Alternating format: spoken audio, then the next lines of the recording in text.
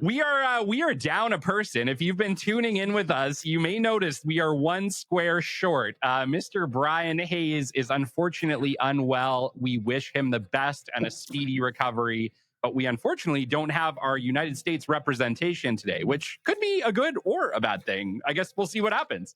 Yeah. We'll relay all our messages to the United States today, so.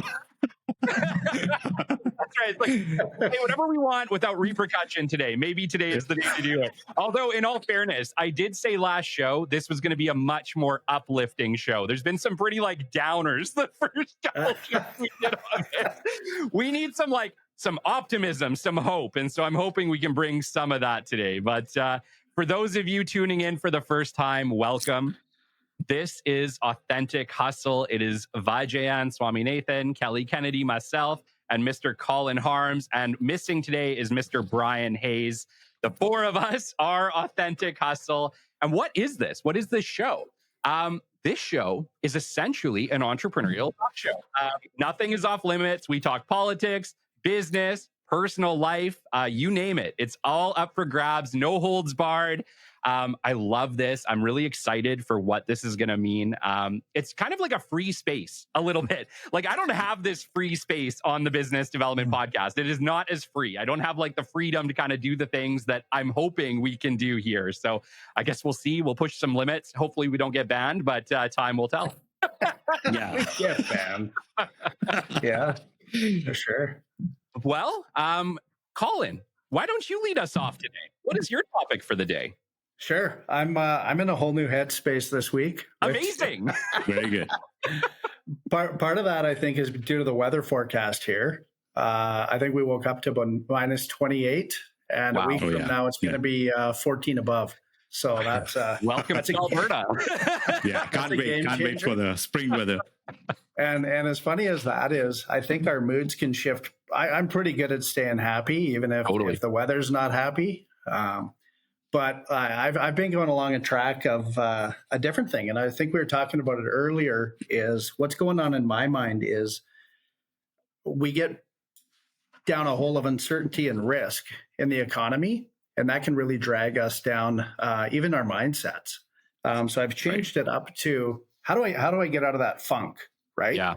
And I've really been relying on customer expectations, right? What's my customer expectation? So as I'm developing my businesses, is I think our whole premise on sales and business development is surrounded about customer expectations. So why don't we talk about that for a bit? Yeah, right. Yeah. I thought for a second you were going to say you called all your vendors and asked for 20% discount.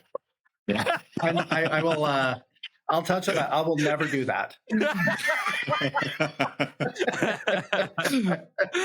Oh, goodness. That brings me back to 2015 all over again. Yeah. Yeah, man. Well, that's the thing, okay?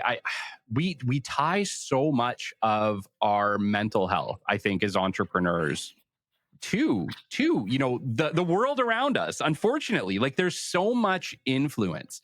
And I get what you're saying, but dude, you are the king of blue sky thinking. You are one of the most positive, optimistic people that I have ever had the pleasure of knowing. I love that about you, dude. The Business Development Podcast, we're going to talk about that today, but there's no chance, and I mean no chance, that we would have gotten this far without you, period. And it's not just the fact that you financially helped us, but it's the fact that you've always been so encouraging, uplifting, motivating. It really is your blue sky thinking that kind of came on to me and helped me to be able to continue through the hard times. So when I see you struggling, and let's talk about that really quickly, because I don't think I've ever seen you struggle. And so to see you struggle with the fear of those tariffs and what that could mean for Hypervac, that was scary for me, man. I'm not gonna lie, I might have had a crisis of conscience, because if this is this is how my blue sky guy is feeling in this moment, oh my gosh, what's coming for me? That's an authentic moment you shared, Kelly. I mean, absolutely, yeah. Well, you know, it's true, because I find myself, even this morning, I think it was my wife said to me, I can't remember the conversation, but she said again do you never get upset about anything? And certainly I do, no doubt about it. It's just keeping that mindset. It's like setting a thermostat, right? You go in, here's your temperature, set the thermostat. Here's where I'm going to be, right? Here's where I'm going to operate. And I allowed myself to watch a little bit too much news, maybe. Like, I don't know how many times I typed in Google News. and I fed off that, right? That's what I was eating day in, day out. And it's kind of funny because the guy on the other end of the tariffs, he wants us to do that. Yeah. And he's on the other end going, winning, ding, ding, ding, ding, ding. Right. We're all sitting there. We're sitting there, no less shitting our pants. Right. I hate to say it that way, but we are. And then I'm looking at my business going, okay, we went through the pandemic. Okay, that worked out okay. And now why are we facing this? This isn't the normal business concern that we would have, right? But I think it actually makes us better again, right? I've been able to look at it. I've been able to turn the page and say, okay, let's hit this thing head on, whatever it is. And now I'm looking at it like we don't actually know what's going to happen, right? I mean, the president of the United States was in the pace car at the Daytona 500 the other day, and and I look at that and then I'm like, am I really needing to be so worried about this? I don't think I am. And if it happens, it's kind of like we're living in real time. That's what we do, right? Yeah. Life is a living, breathing document. And if we look at it that way every day, it's going to change. Things are going to happen. Life goes on regardless of what happens. We shift on the fly. We've been making some really, really positive moves in the last few days, just in my businesses that I've seen, have really given an uptick to my mindset. Yeah. And so that's kind of where the uncertainty in the market should never affect what we do on a day-to-day basis, right? Yeah. We should have a plan, and we can make adjustments to that plan, but not to our full mindset and into our emotions, right? Absolutely. And I want to just like touch on that a little bit, because one of the things that I noticed throughout that turmoil, me and you had, a few conversations, a few hours of chat during that time. And never once did you say, Kelly, I'm just going to do this. I'm just going to do this thing. And I think that was the right move. You're like, look, Kelly, we're going to sit, we're going to wait, we're going to see what happens. He's like, this is scary. I'm dealing with a lot of anxiety. I don't know. But I remember me and you having that conversation and you saying, the right answer right now is just to wait until I feel better. Because here's the thing. If we start to make decisions from a place of fear, I don't think I've ever made a good decision, Colin, from a place of fear, ever. No. Like, I think every time I've been scared and I'm like, oh, what am I going to do? And I make a decision in that moment, it is always the wrong decision. Yeah. It always bites me in the ass. I think maybe one of the best things we can do in a scary situation, and this is a little bit contrary, because I think as business owners, we like to make decisions quickly. We like to make decisions and move forward. But I think especially in a situation where you are scared or where the negative effect could be massive, it makes sense to give it some time before you make that quick decision, because that quick decision in the moment of fear is probably going to burn you. Yeah. Well, you know what? That's interesting. I've had that conversation with my wife numerous times. I call her my sober second judgment, right?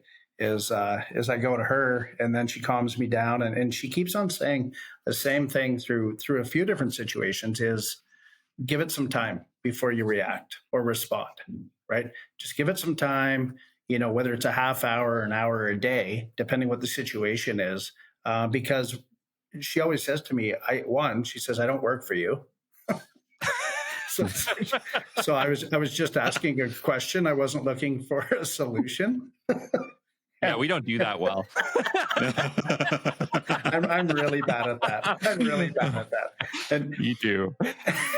But it's really taught me a great lesson just in business and in life is, you know what, let's just sit back and let's see what happens. Because we live in a reactionary world, and you're right. That's where I get myself in trouble too. And I do want to make well thought out decisions. Like if I think about, what if I was dealing with an employee and all they did was quickly give me a response every single time I asked a question or did something? That doesn't mean it's the right one, right? They feel compelled to, Like let's sit back a little bit and look at things like like the eagle in the eye of the storm, right? We can see that, but I don't think we need to dive in and get after it that fast. I think maybe we need to chew on it a little bit, I think too, we can really get ahead of ourselves, right? Especially in a place of fear, especially in a place of anxiety, where we don't really know what's going to happen. And so in our brains, it's like, okay, we don't know what's going to happen. So we're going to do this, or we're going to do this, or we're going to take action here, right? But the thing is that you're almost better off to wait and see what happens and then do a reactive action. And I get there's probably a lot of people right now listening who are like, well, don't you want to be proactive? Yes, but you don't know what you're being proactive for if you don't have an action to kind of bounce that against, right? Right. So I think in a lot of situations where we're afraid of what could happen, anxiety, right? Like that genuinely is what anxiety is about. It's fear for something that hasn't happened, but you're afraid of it. Instead of making a choice from that anxiety, wait until something happens and then use a calculated decision based on, whatever happened to you. I think if we can have the fortitude to do that, and I get it's not easy. I get waiting to see what happens is a hard thing for many entrepreneurs, many people, not just entrepreneurs. But I think the more that we can be reactive to a situation, calculated reactive, I'm not saying just like jump to conclusions, but a calculated response to an action is probably still the best way to go. Yeah. I would, or VJ, go ahead. No, I just like reminded me of a personal moment. Like I've been through years of uncertainty in my life for multiple times. I just wanted to bring back an experience like from my personal experience. While I used to live in the United States, I spent about like 4.5, 5 years living in between Iowa and Pennsylvania. There was one moment. I mean, if there was like a life-changing moment like that happens in a drive-through, it happened to me. I was in a McDonald's drive-through trying to order coffee or burger and something like that. I was on a drive-through. And just some background context here is like, so in the US, I was brought up in India, and that's how I raised, like, just for the context, right? And like I was on a work visa, working, came legally, quote unquote, like, which is like, well, it takes a great deal to get through the immigration process. It's not straightforward at all. It's like super complex. I think it took 7 months to 8 months to actually get through all this like legal hoops that we have. And I was there for a long time, and we were there. And there are terrible managers sometimes when you're working for someone, right? And like they were like, I've worked for some of the worst managers as well, right? So, and it's very difficult. And the way it works with the visa system in the US is like, if you lose your job, you have to leave the country. That's the situation you are in, pretty much, in terms of uncertainty, right? You're constantly in you're doing two jobs. One is like keeping your visa up to date, and the other one is like you're doing your job. Yeah. Regardless of how many hours you put in, whether you put in 8 or 12 or 14 hours, doesn't really matter. But if something happens and if you lose your job, you got to leave your country. There was one moment where my wife's grandfather, he passed away. And the decision we have to make is like, if she leaves, she wasn't sure whether she can come back or not, because we had our car, our payment, and the home and everything that was there, and it was totally uncertain. And this is not a choice I'm making. Again, it's what I told myself. That was one moment. And the second moment, coming back to the drive-through at McDonald's, was like, we ordered something, and it was a long queue that day, and there was a truck behind. Nothing wrong against truck, but there was a guy in the truck behind me. And it probably took, normally it's like very quick, McDonald's drive-through, we all know it's probably a minute or something. That particular day, I don't know if they're short-staffed or something, it took probably 2 to 3 or 5 minutes rather. And this guy, I mean, he was not ready to wait that extra couple minutes. He just drove past all of us. There were like 3 cars or something. He just drove past, like, boom. You have seen that happen, right? Yeah. So he did that. I mean, that moment spoke to me. This guy, whoever he is, he's not ready to wait the extra 2 minutes. And what the F am I doing here, waiting for the entire life, waiting for a stupid identity card? Doesn't make any sense. I didn't want to be in that uncertain moment ever. Yeah. Which pushes to do whatever I did through that period. And I think this is once again kind of an uncertain moment that for different reasons that like US is putting us through. Now, I have nothing like, I love the country. I love the exceptional spirit that US has. I love it. I've said this to Brian multiple times, But at the same time, I think we are the fork at the road moment again here with all the expectations from the neighbor. So I think we are definitely in a better position in terms of like deciding what we're going to do, because we are not waiting for a manager or an employer, because every action that we take with Authentic Hustle, with HyperWhack, with Business Development Podcast, all the actions that we take are our actions. And I think I'm definitely thankful and grateful that we're able to do that on a day-to-day basis, right? So that it just wanted to share that moment that I went through personally. I love that. Yeah, we all have a choice, right? And I think it's easy to forget that. It's easy to feel like the whole world is making choices for you. But I would say, like, starting my business was probably one of the most empowering things I ever did. And let me just start by saying I had no idea what I was doing. And I'm sure there's days where I still don't feel like I know what I'm doing as a business owner, right? Like, running a business isn't easy. I'm not going to tell anybody. I'm not going to sugarcoat it. It is going to be full of grit and challenge like you have never seen before. But it is so worth it because it's yours, because it's your choice. You get to wake up in the morning or work late because it benefits you and your future and your family's future. There's something about taking your power back as a business owner or in any aspect of your life that will change your whole life. And I think there's a lot of people who are living very reactionary. Oh, this is happening to me. I have no control. I can't do anything about it.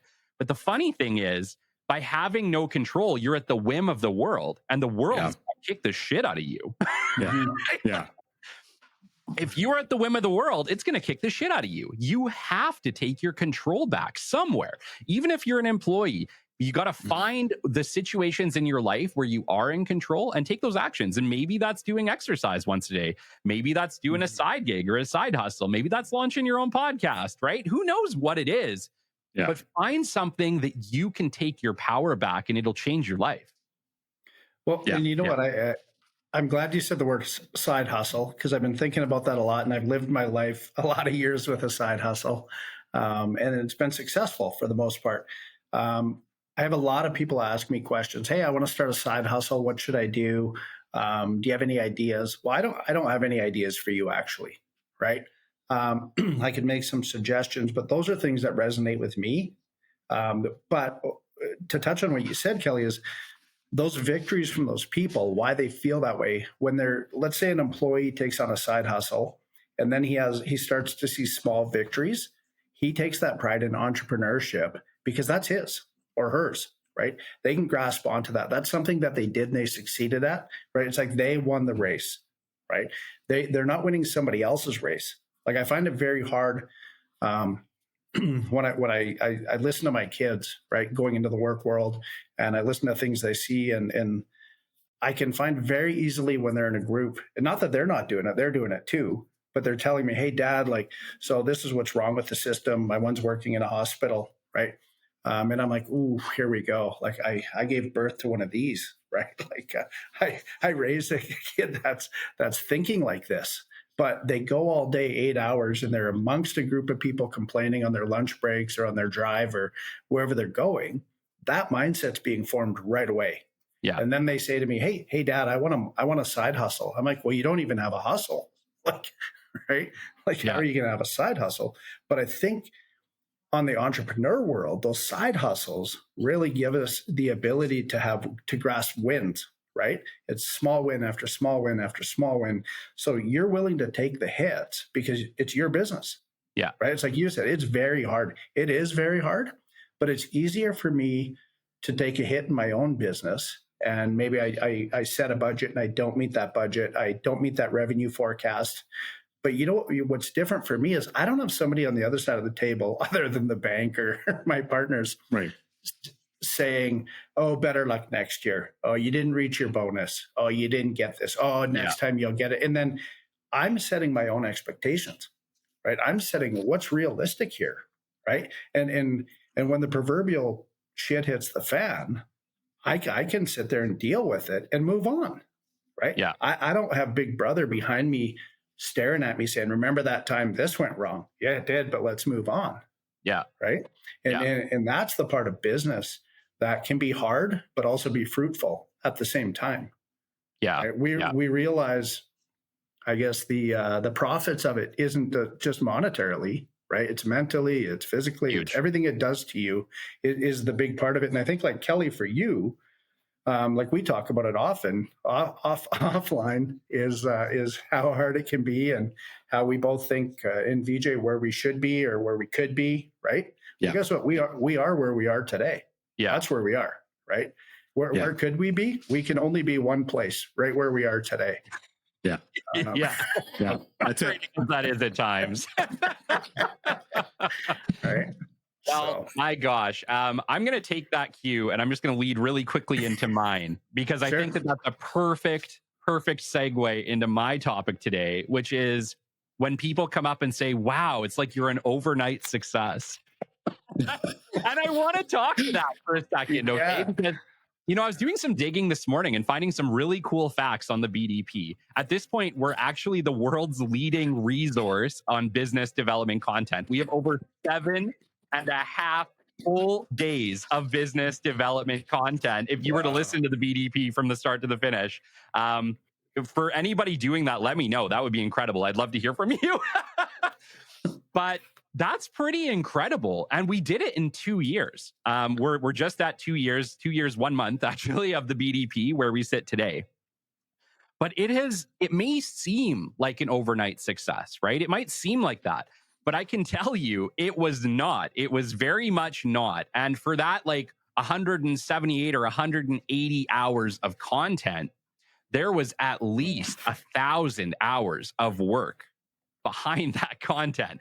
Planning the show, recording the show, producing the show, promoting the show, over and over and over again. And guys, I didn't miss a single day. I didn't miss one show. Every single show of the Business Development Podcast is a brand new piece of content. I've never reused a show. And yeah, that means I showed up sick. I showed up feeling like shit. I showed up, in fights, and I showed up on the best days where the sunshine was out, right? But the thing is that when you see the people on LinkedIn who are doing absolutely incredible, who are killing it, and you're like, oh, I want to be like that person. Understand that if you want to be like that person, you got to walk in their shoes. And I guarantee you, they did not get there overnight. No matter how like overnight it may seem to you, there was probably 1,000, 2,000, 10,000. And even for me, like, I didn't just get on here and start talking about business development, right? I was doing business development for 10 years before I started the Business Development Podcast. So it's not overnight with a lot of these people that you're seeing. And just understand, I guess what I'm getting at with this is there's no replacement for hard work. There's no replacement for putting in the time. There's no replacement for showing up. If you want to make an impact in the world, which was what I wanted to do, I just wanted to make an impact in the world. I wanted to change business development forever. And I think I've accomplished that, which has been pretty incredible. But it didn't come easy. It still doesn't come easy. I'm still keep to that same schedule. I'm not quitting anytime soon. But that's what it takes. It takes hard work and consistency. And if you're willing to put in hard work and you're willing to be consistent, you will have success. No question. Well, and what's interesting to me is I follow a few different people on TikTok, and there's the one guy I think most people have seen where he walks up to a guy, in a Lambo or whatever. I mean, that stuff doesn't matter to me, but he's like, hey man, can I ask you a question? Obviously, is this your Lambo? Well, the guy's sitting in it. So either he rented it or stole it. Yes, it's his, right? Just a hunch, right? And the guy's like, yeah, it is. Well, what do you do here in Dallas to be able to buy this vehicle? And, and then he says what he did. And overlying every time, and I watch a lot of them, right? Because they give me, I guess they empower me, right? Just for the responses are, I surround myself with the right people. I surround myself with the right people. They go on and on. I continue to wake up every day and go after it, right? It's that type of thing. And then he's like, let me ask you a question. Have you ever went broke before, right? And probably not that I don't think broke is a different term, right? What they mean by broke, but have you ever failed, basically? Yeah, I've failed so many times, right? Well, what did you do after you failed? Well, I got back up again. Right. And that's the overlying statement on entrepreneurship over and over and over. No matter what happens, I could pick up the phone an hour from now and let's say whatever, just deal with the situation, something went wrong. I can lay down and just wallow in it. Right. and let that take me down, or I can just move on. Yeah. And then you could call me tonight and say, well, how's business? Geez, Kelly, business is hard. Yeah. And you know what? You're right. Like I'm a happy guy. A lot of stuff in my life does go right. Right. I think because of the decisions I make, there's a consequence. So if I make good decisions, the consequence is usually better. That's not really difficult math to figure out. But things go wrong, but it's how you deal with them. And that's what you were saying. Like Kelly, I love sponsoring the show. I love being there because the one thing I've said to you before is when I came up on the show, I was just on Spotify looking for business development podcasts. I didn't even know that's a thing, right? Yeah. And then you popped up and I started listening and I started building my business using the principles that you were teaching. So whether you think it's been hard or not, your hard work has made my work easy. So I appreciate that. Right. And that's the truth of it. Right. Like you continued on not knowing who I was or who other people are. But I was gleaning from the edges and saying, okay, what's next? Right. So had you not dedicated yourself to doing 2 a week, right, for the last 2 years plus a month, my business wouldn't be where it is today. Right. My mindset wouldn't be where it is today. And that's what's truth. Funny is, without knowing you, I don't think I would have got this far. Right. And frankly, I wouldn't have met Vijay without the show either. Right. Like, it's amazing. Yeah. You can't see the opportunities coming. I say this all the time, and people are like, oh, you can plan for everything. It's like, no, you can't. The best opportunities. You never know. And the best people you're ever going to meet are probably, you're going to be shocked. You're going to be surprised, right? Like, I have these relationships. I have this show. We have the Authentic Hustle simply because we all met each other and get along really well, right? Like, we couldn't have planned this or seen this coming. The opportunity presented itself. We were all wanting to do it, and we did. That's it. Like, we didn't plan this a year ago, right? No, we didn't. Sometimes the best things that will ever happen to you as an entrepreneur, you won't see them coming. What you have to do is just be ready to say yes when they present themselves. That's right. I think, go ahead, AJ. Sorry. No. I'm just saying, like, I think BDP, I think Kelly, for what you did, I think it connected all of us four. And I shared, I think, in the first or second episode, all of us were in each other's shows and like in all 4 phases, right? So I think if you didn't start the journey, I don't think we are having this conversation today. And I've shared you multiple times again. For Pathfinders, you have been a great inspiration again. So time and time again. So thank you for doing what you're doing. Sorry, go ahead. No, I think that's what it is any opportunity. I think one thing I've stopped doing long ago was chasing it down and looking for it. Because you might get what you want, but you won't want what you get. Right? I don't know if that. I was going to say that's a Chinese proverb, but I don't think it is. I think I made it up.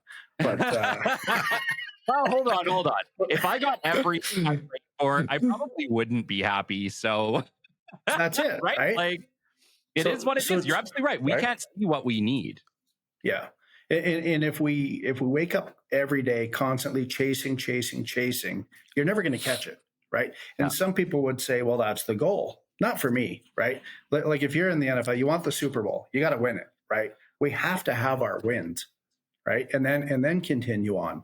And you know, and I've been using this one. I like to, I don't even want to use the term dumb it down, but dumb it down is a lot of times when I'm driving in my truck, I have to shift on the fly, right? Due to road conditions or whatever it is. And I try to use it mentally as well as, okay, I'm coming up to this intersection. What do? It seems very, very basic.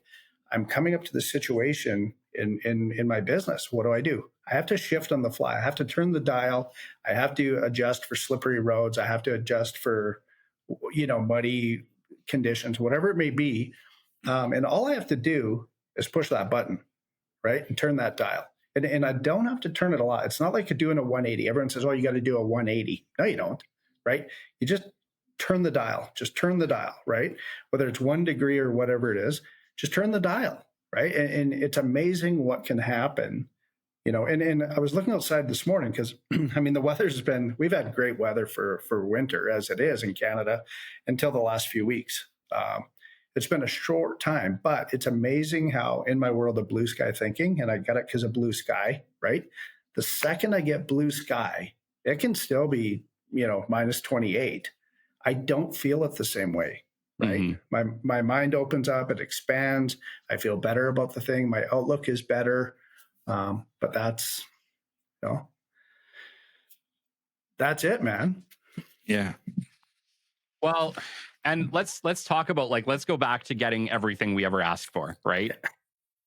Because I like that. I like the idea of that. That sounds really great. Yeah. But I'll tell you, the biggest growths I've ever had as an entrepreneur, as a podcaster, as anybody learning anything, hasn't been when it's been handed to me, or hasn't been when it came like that. It's been when I've had to work for it, man. It's been when it's been a challenge, right? Like, I remember midway through my podcasting career, I ended up switching audio production over to Adobe Audition. And I came from Hindenburg Journalist, which was like really user-friendly, by the way. and I had to learn it. Like, all of the controls were different. Everything was different. And I remember looking at Shelby and just being frustrated and being like, how in the world am I ever going to do this? Like, I was feeling pretty defeated in that moment. I knew I had to make the change, but I was feeling very defeated. But now it's completely changed the show. Like, I produce 3 times or 4 times a better show than I did before on Hindenburg, because I took the time to learn the hard thing. The hard thing will change your life. Yeah. As a growing up, I mean, when you observe from a child, right? I mean, you've seen this, probably heard it before. I didn't want it to sound cliche, but I think it's important, because when a child falls down, it naturally gets back up and starts walking. Mm-hmm. As we grow into adults, I don't know what happens to that. I don't know what the society does to us. We need that, like, the child moment, right? Yeah. Because few things I love about children is, like, they don't have the fear, right? They are, like, willing to try a lot of things, and through, as you grow as an adult and as you gather more information, you become more fearful. I don't think fear helps anyone. Yeah. Right. I say 2 things every time. Okay, what are your core missions, and, like, what do you want to do? I think 2 things that drive me are, like, curiosity and courage. Those are the 2 things that drive me always. And if you don't have the courage or the curiosity to pursue the things that you want to do, I don't think, what else are you going to do? Are you going to be fearful? Mm-hmm. That's not the way to live, I think. Yeah. Yeah. Like, growth doesn't happen in the ease, as shitty as that is. No, as much as we wish it would. As much as we wish we could just sit back and coast when things are good. If you sit back and coast, eventually you're going to find yourself in turmoil again. You almost have to be constantly pushing yourself. And something that I've learned, in my time as a podcaster, being a podcaster has been really, really beneficial, because I'm forced to learn. I'm forced to keep up, because my competition, they're fierce. Yeah. There's a lot of stuff.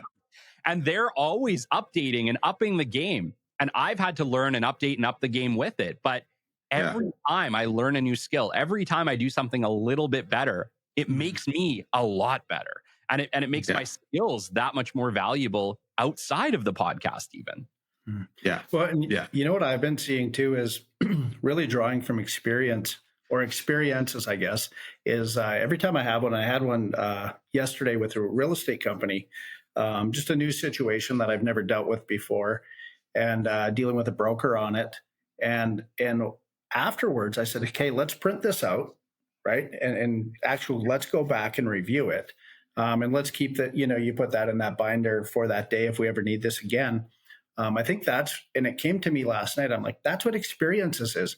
We pull from that binder, right? And we have a situation, we pull from that binder. It doesn't matter if it's entrepreneurial or if it's repetitive or whatever it is. That's how we learn. We go back until we're good at it, right? Mm-hmm. It's like in sports, they shoot until they know how to score.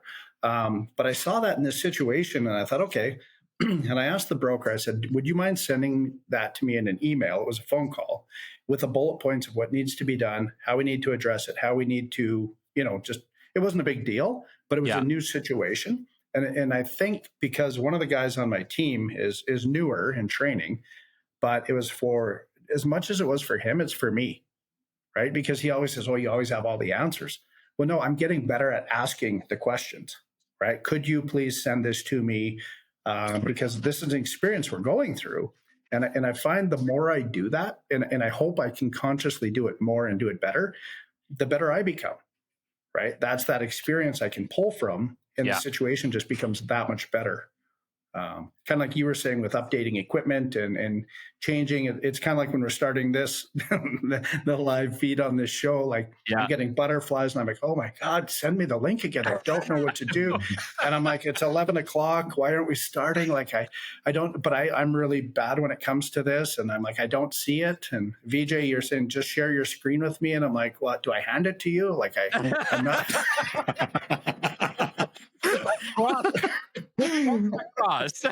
Yeah. And send me the monitor. But you know what? At the end of the day, what I love about it is it forces me to learn, and that's what I'll do, right? I take notes and I'll go back. And you know what? And for the listeners, if we have any left, it will, honestly, the next one, you'll look back one day and go, I remember when they were doing this. Yeah. And you know what? But that never ends, right? It's just it's walking steps. It's an evolution into what we become. Well, I can tell you for a fact, if we manage to keep this show for 200 episodes, it is going to be 180 or 200% different than you're seeing today. Like, that's just the natural evolution of absolutely everything. And I want to speak to your nerves, Colin. Sure. Because, dude, I still get nerves. I still get nerves doing this, right? Like, this, once again, is very different from the podcast. This is live. It's like, don't fuck up, Kelly. Right? Like, this is very different from the podcast, where I can edit out all my horrible mistakes. And guys, if you guys saw my edits on the BDP, you'd get it. There's like a lot of edits on the BDP that you simply just don't get with this live show, which for me is pushing my boundaries to not screw up as much, to be able to say the right thing the first time as opposed to the third or fourth time. But you're right. It's a growing experience. And like Colin, at the beginning of the year, I was talking about on episode 200, how this year I'm really trying to embrace video, even though it's hard. Right. Like for me, video is something that's completely new. I haven't played around with it. I'm learning. I ended up getting like a little handheld camera. And for a while I was doing like 2 videos a week. And then it was 1 video a week. And now I'm struggling to do the video again, because for me, it's like, it's hard. It's hard. It's really putting myself out there in a way that I haven't been used to, but I'm going to keep at it. I'm going to keep working on it. Confident. I'm going to put out a video next week. I'll make that commitment now, just so I hold myself to it. But it's hard, man. Like trying to learn something new and make it a part of your life is not an easy thing. Ask anybody who's tried to exercise. Right? Trying to keep that up on a consistent basis, no matter what it is, if you're not used to doing it or it's not comfortable for you, you're going to have a lot of pushback at it. But the secret really is to force yourself to do that uncomfortable thing. And like, if you know what I mean, I'm telling you right now that I'm struggling with my uncomfortable thing. So what is your uncomfortable thing that you're struggling with? And just try it. Just go for it. When I think the key of when we put this together was the authenticity, right? Just be authentic, right? No filters, no whatever it is. And that's hard for me because, Kelly, I know you challenged me to do videos and I've yet to do one. But I will. I'm sucking at it too, so don't worry about that. Right? But at the end of the day, I will do one when I get over the hurdle of worrying about, am I going to say the right thing? Like I can't apply a filter to it. It's kind of like that person, I don't post selfies, right? And probably because I want to put a filter on it, right? if we can remove the filter and not worry about it, that's what authentic is, right? Yeah. Authenticity is just being able to be who you are. So anybody listening, that's what I would encourage anyone to do, right? Is just be authentic. I want to be friends with people that are authentic. Yeah. Right. I don't have to be a shoulder to cry on or a high five to five. I just want authentic people that are real every day. You don't have to be anybody you aren't, right? It's actually a really simple life we can live, and a very fruitful one if we follow those rules. And I'm talking to myself in the mirror. I'm not trying to teach anybody. I'm saying to me, Colin, you need to be authentic. Yeah. Right. And the rest will happen. So, hey, Kelly, I know you have to bolt because you have a coaching session away. I still got 10 minutes that I can rip through. I don't want to cut Vijay off. I want him to have his time. No, it's perfectly fine. Okay. No, I think speaking of that authenticity, I have a lot to say about it, but I'll probably paraphrase it. I think something when I saw the show, Joe Rogan, right? Yeah. Honestly, it felt different. It was completely different. It was just not the CNN version. It was not the MSNBC or Fox. It's just completely different. Right? This guy is able to sit there and have a 3-hour conversation just with anybody. Right? That fascinated me actually, and I think like people are.